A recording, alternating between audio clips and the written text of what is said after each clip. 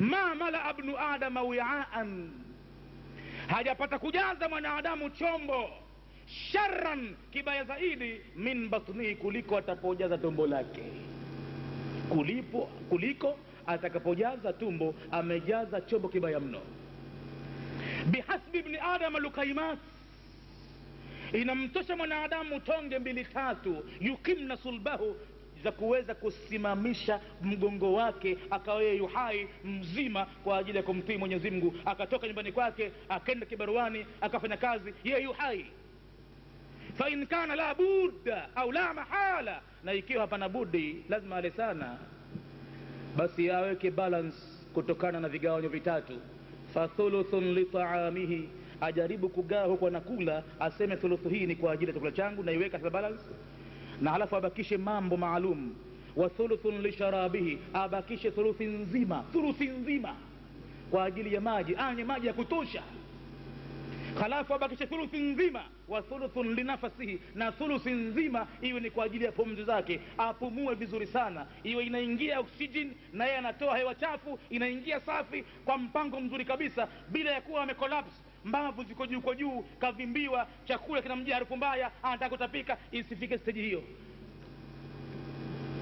Madaktari wa kikafiri wanajifakharisha leo na maneno haya ya Muhammad katika malaboratory yao.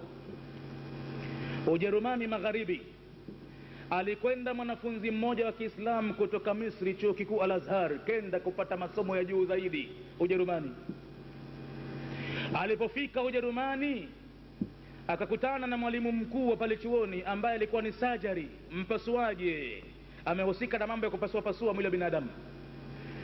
Alimpokea kwa heshima kubwa sana mwanafunzi wa Kiislamu, kwa kutegemea wanafunzi wanaotoka Al-Azhar, chuo cha mwanzo kabisa duniani, kinafika miaka 1000 tokea kimeasisiwa, akategemea kwamba hawa Waislamu wana falsafa kubwa mno, ndo watakaotusaidia hawa katika mambo yetu, kwa sababu wao wamehifadhi hadithi ya mtume moja na wanaifanyia kazi. Inabidi wameibandika katika chumba cha laboratory, chumba chao cha laboratory kile, na sehemu yake ya surgery ile, ameibandika hadithi ya mtume, ma mala ibnu adam wi'an sharran min batnihi. Kwa lugha ya Kijerumani iko pale imewekwa, kwa Kiingereza iko pale imewekwa, kwa Kiarabu imewekwa pale, kwa Kihindi imewekwa pale, alimradi lugha kama 6-7 hivi imewekwa pale, Kifaransa kinini imewekwa pale.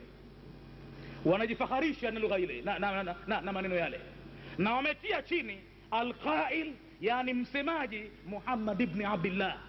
Chini wameweka, hakumdhulumu, msemaji wa maneno haya ni Muhammad. Alipofika mwanafunzi anapokea kwa heshima kubwa, yeye kastaajabu.